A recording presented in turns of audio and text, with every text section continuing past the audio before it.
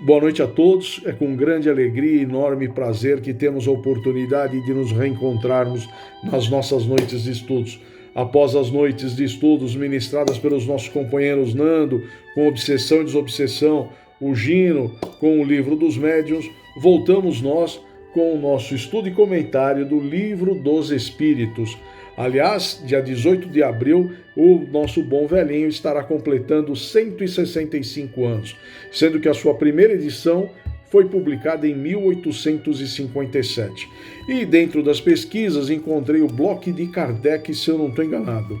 E lá eles têm em PDF as 17 primeiras publicações, edições, do livro. Eu salvei a primeira, em PDF, que é uma digitalização de alguma cópia da primeira versão, em francês, obviamente. Vou postar apenas como curiosidade, porque eu não falo e nem leio francês, mas se alguém ler e falar, estará à disposição, tá? Após os comentários e a oração da nossa querida Magneide, eu postarei.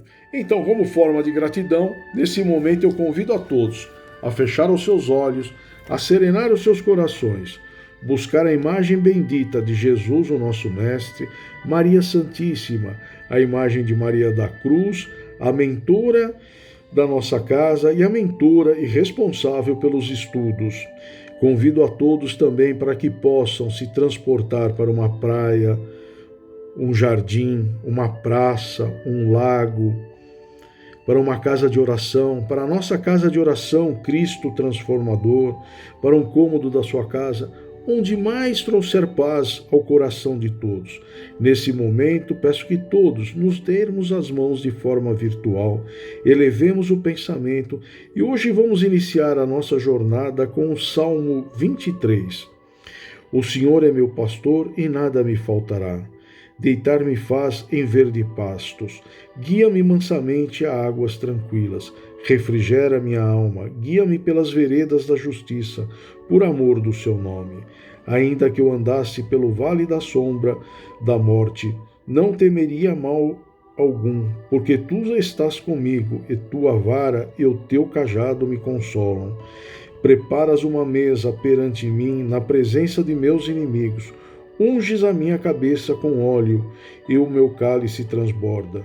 Certamente que a bondade e a misericórdia me seguirão todos os dias da minha vida, e habitarei na casa do Senhor por longos dias. Que assim seja, graças a Deus e graças a Jesus. Bom, meus amigos, nós estamos ainda no capítulo 11, os três reinos, onde nós já estudamos o primeiro, os minerais e as plantas. Estamos no item 2, os animais e o homem. E o terceiro, que encerra este capítulo, é metempsicose. Hoje nós vamos dar início com a pergunta 607, que ela é um pouco longa, e vamos encerrar na 608. Para não ficar mais longo, já que eu avisei que seria longa a pergunta, vamos dar início. Eu vou classificar essa aqui como 607A. E esta pergunta, ela é interessante, tá? Ela é a resposta da pergunta 190, porque dentro da pergunta aqui, vocês vão reparar que entre parênteses tem o número 190. Então, se vocês voltarem à pergunta do livro 190, vocês vão ver que o enunciado desta pergunta é a resposta da 190. Vamos lá? Foi dito que a alma do homem, em sua origem, está no estado da infância na vida corporal, que sua inteligência apenas desabrocha e ensaia para a vida, onde o espírito cumpre essa primeira fase. Resposta: numa série de existências que precedem o período a que chamais humanidade. Vamos chamar de 607b. A alma pareceria assim ter sido o princípio inteligente dos seres inferiores da criação? Resposta: não dissemos que tudo se encadeia na natureza e tende à unidade? É nesses seres que estais longe de conhecer totalmente que o princípio inteligente se elabora, se individualiza pouco a pouco e ensaia para a vida, como dissemos. É de alguma sorte um trabalho preparatório, como da germinação, em seguida ao qual o princípio inteligente sofre uma transformação e se torna espírito. É então que começa para ele o período de humanidade, e com ele a consciência de seu futuro, a distinção do bem e do mal, a responsabilidade dos seus atos, como depois do período da infância, vem da adolescência, depois da juventude e, enfim, a idade madura. Não há, de resto, nessa origem, nada que deva humilhar o homem.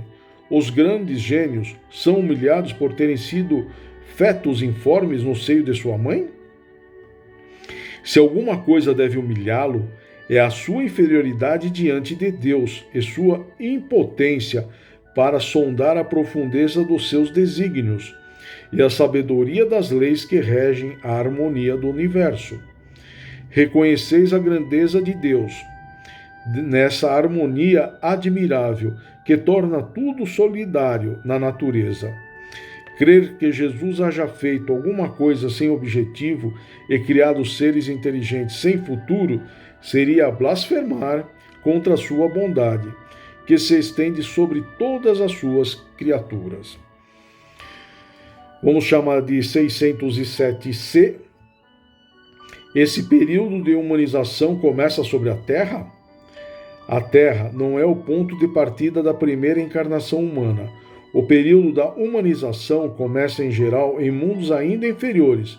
Isso, entretanto, não é uma regra absoluta e poderá acontecer que um espírito, desde seu começo humano, esteja apto a viver sobre a Terra. Esse caso não é frequente e seria antes uma exceção.